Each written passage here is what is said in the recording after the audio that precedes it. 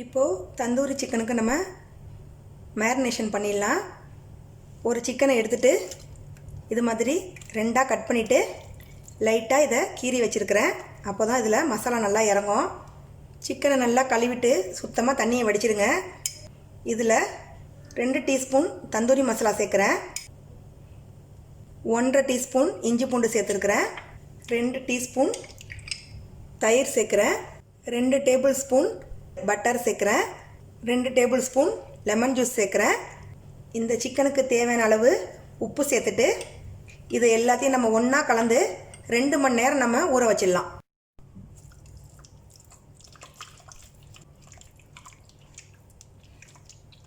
எல்லா பக்கமும் மசாலாவை நல்லா தடவிட்டு இதை அப்படியே மூடி வச்சிடுங்க. இப்போது 2 மணி நேரம் ஆயிடுச்சு. சிக்கன் நல்லா ஊறிடுச்சு. இதை நம்ம இப்போ கிரில் பண்ணிடலாம்.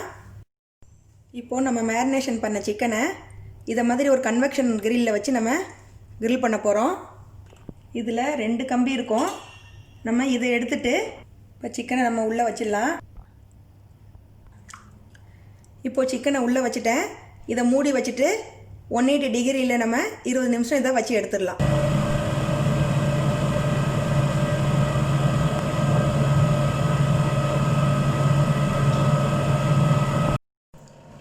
சிக்கன் இப்போது கிரில் ஆகிட்டு இருக்குது. நான் பேலன்ஸ் உள்ள மசாலாவில் ஒரு உருளைக்கிழங்கையும் வெங்காயத்தையும் கட் பண்ணி பிரட்டி வச்சுருக்கிறேன். சிக்கனை கிரில் பண்ணதுக்கப்புறம் நம்ம இதையும் வச்சு கிரில் பண்ணி எடுத்துக்கலாம். சிக்கன் பார்த்திங்கன்னா இப்போ ஒரு பக்கம் நல்லா வெந்துடுச்சு. இப்போது அடுத்த பக்கம் நான் திருப்பிடுறேன்.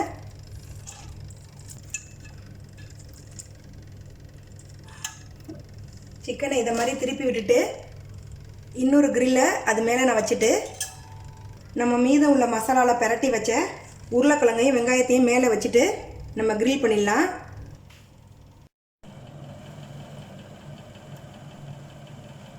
பொட்டேட்டோவும் சிக்கனும் நல்லா வெந்துருச்சு. நம்ம இப்போ எடுத்துடலாம்.